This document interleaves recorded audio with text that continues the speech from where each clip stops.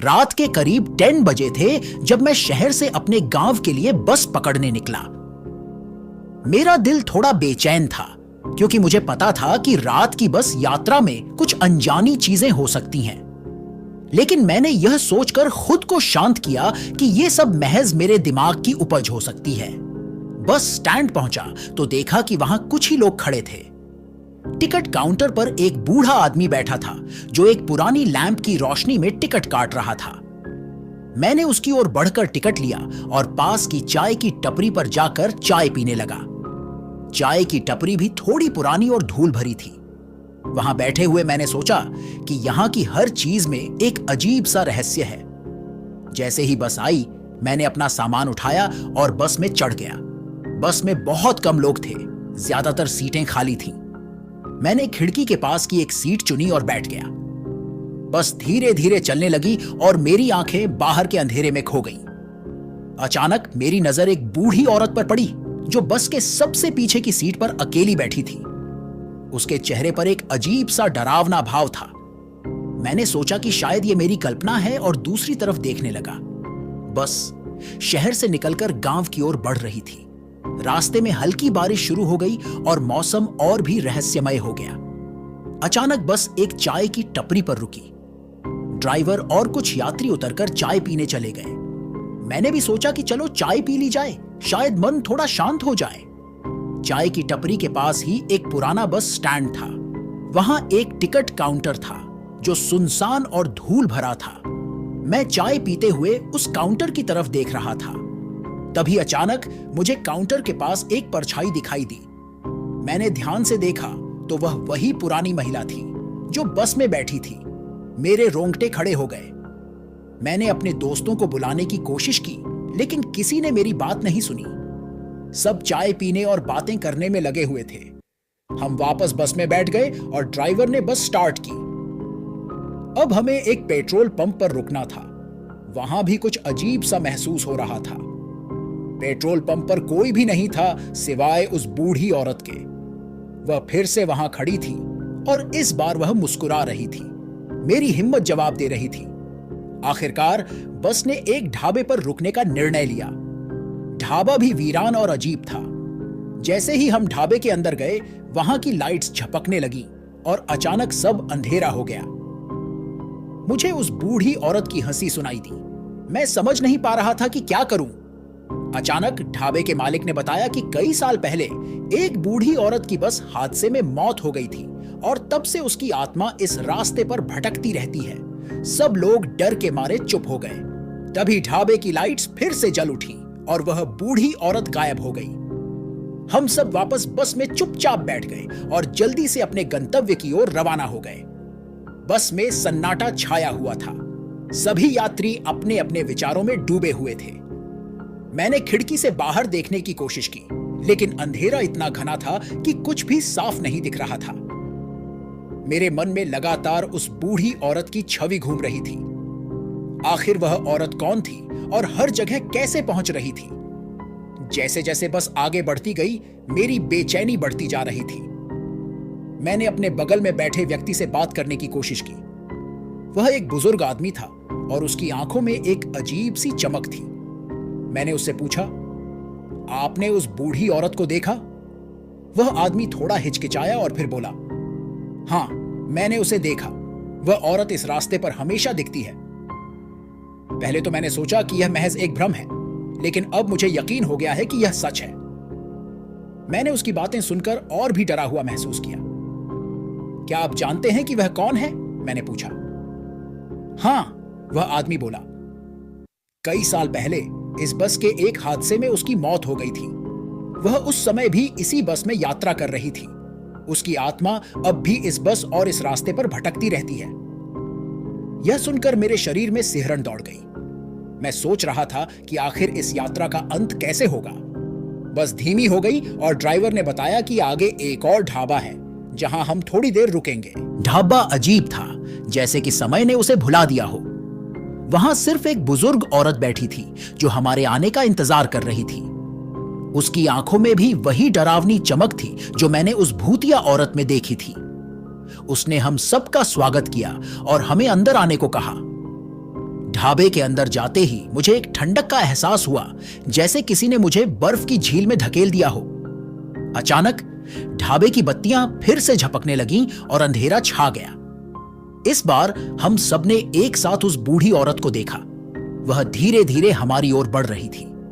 उसके चेहरे पर एक अजीब सी हंसी थी और उसकी आंखों में खून जैसा लाल रंग था। सभी यात्री डर के मारे चिल्लाने लगे। ढाबे की बत्तियां फिर से जल उठीं और वह औरत गायब हो गई। हमने बिना कोई देरी किए ढाबा छोड़ दिया और बस में वापस बैठ गए। ड्राइवर ने बस तेजी से चलानी शुरू की, मानो वह भी इस भूतिया अनुभव से बचना चाहता हो। बस के अंदर सन्नाटा था, केवल इंजन की आवाज सुनाई दे रही थी। मेरी आंखें बार बार बंद हो रही थीं, लेकिन मन में वह औरत लगातार घूम रही थी। मुझे लगा कि यह यात्रा कभी खत्म नहीं होगी और हम हमेशा इस भूतिया बस में ही फंसे रहेंगे। अंततः सुबह की पहली किरणों के साथ हम अपने गंतव्य पर पहुंच गए। हम सबने चैन की सांस ली और जल्दी से अपने अपने घरों की ओर बढ़ गए। लेकिन वह अनुभव मेरे दिल और दिमाग में हमेशा के लिए छप गया। अब भी जब मैं उस रास्ते से गुजरता हूं तो मुझे उस भूतिया रात की याद आ जाती है और मेरे रोंगटे खड़े हो जाते हैं। शायद वह औरत अब भी वहां भटक रही है, अगले यात्री का इंतजार कर रही है, जो उसकी कहानी का एक और हिस्सा बनेगा। बस की वह भूतिया रात खत्म हो गई थी, लेकिन उसके डरावने अनुभव ने हम सभी को झकझोर कर रख दिया था। कुछ दिनों बाद गांव में एक और भयावह घटना घटी। वही बस जिसमें हमने वह डरावनी रात बिताई थी, फिर से किसी हादसे का शिकार हो गई। इस बार हादसे में एक यात्री की मौत हो गई। उस यात्री का नाम रामलाल था, जो गांव का ही रहने वाला था। उसकी मौत ने पूरे गांव में खलबली मचा दी। रामलाल की मौत की जांच करने के लिए सीबीआई अधिकारी बिलास को बुलाया गया। बिलास एक अनुभवी और कुशल अधिकारी था, जिसने कई जटिल मामलों को सुलझाया था, लेकिन यह मामला उसके लिए भी एक चुनौती बन गया था। बिलास ने अपनी जांच शुरू की और सबसे पहले उस बस के ड्राइवर और अन्य यात्रियों से बात की जो उस रात बस में थे। बिलास ने ड्राइवर से पूछा, आप उस रात क्या हुआ बता सकते हैं? ड्राइवर ने कहा, सर, मुझे भी समझ नहीं आ रहा कि कैसे हुआ। बस ठीक से चल रही थी और अचानक रामलाल चीखने लगा। उसने कहा कि उसे वही बूढ़ी औरत दिखी जिसे हमने पहले भी देखा था। उसकी हालत बिगड़ती गई और वह बेहोश हो गया। हमने उसे तुरंत अस्पताल पहुंचाने की कोशिश की, लेकिन वह रास्ते में ही मर गया। बिलास ने ध्यान से ड्राइवर की बात सुनी और फिर अन्य यात्रियों से भी बात की। सभी ने एक ही कहानी बताई, बूढ़ी औरत का साया, रामलाल की चीख और फिर उसकी मौत। यह सब सुनकर बिलास के मन में भी कई सवाल उठने लगे। अगले दिन बिलास ने उस ढाबे का दौरा किया जहां हम सब ने उस रात को रुककर खाना खाया था। ढाबे के मालिक ने भी वही कहानी सुनाई जो हमने पहले सुनी थी। बूढ़ी औरत की आत्मा, उसका साया और उसके बाद होने वाली घटनाएं। बिलास ने सोचा कि इस मामले को सुलझाने के लिए उसे और गहराई में जाना होगा। उसने उस बस के पुराने रिकॉर्ड खंगालने शुरू किए और पाया कि कई साल पहले वाकई में एक बड़ा हादसा हुआ था। उस हादसे में कई लोग मारे गए थे, जिनमें एक बूढ़ी औरत भी शामिल थी। उसका नाम सवित्री था। बिलास ने सवित्री के परिवार वालों से मिलने का निर्णय लिया। उसने पता लगाया कि सवित्री के परिवार वाले अब इस गांव में नहीं रहते थे। बहुत खोजबीन के बाद बिलास को उनके नए पते का पता चला। वह वहां पहुंचा और सवित्री के बेटे से मिला। सवित्री का बेटा रमेश अपनी मां की मौत के बारे में बात करने के लिए तैयार नहीं था, लेकिन बिलास ने उसे समझाया कि यह जांच उसके लिए बहुत महत्वपूर्ण है। अंततः रमेश ने बताया, मेरी मां बहुत धार्मिक थी और हमेशा दूसरों की मदद करने के लिए तैयार रहती थी। उस हादसे के दिन भी वह किसी जरूरतमंद की मदद के लिए जा रही थी जब उनकी मौत हो गई। बिलास ने रमेश से पूछा, क्या आपको लगता है कि उनकी आत्मा अब भी इस दुनिया में है? रमेश ने गंभीरता से कहा, मैं नहीं जानता, लेकिन उनकी मौत बहुत दर्दनाक थी। शायद उनकी आत्मा को शांति नहीं मिली। बिलास ने सोचा कि शायद यही कारण है कि सवित्री की आत्मा अब भी भटक रही है। उसने रमेश से पूछा, क्या आप जानते हैं कि हम उनकी आत्मा को शांति कैसे दे सकते हैं? रमेश ने कहा, मेरी मां का एक पसंदीदा मंदिर था जहां वह अक्सर जाती थी। शायद अगर हम वहां जाकर उनकी आत्मा के लिए प्रार्थना करें तो उन्हें शांति मिल सकती है। बिलास ने रमेश की बात मानी और सवित्री की आत्मा की शांति के लिए उस मंदिर में विशेष पूजा का आयोजन किया। पूजा के बाद बिलास ने महसूस किया कि उस रास्ते पर होने वाली अजीब घटनाएं कम हो गईं। गांव वालों ने भी महसूस किया कि अब वह बूढ़ी औरत का साया नहीं दिखता। बिलास ने अपनी जांच पूरी की और मामले को बंद कर दिया। लेकिन उस भूतिया रात और सवित्री की आत्मा की कहानी गांव वालों के लिए हमेशा एक रहस्य बनी रही।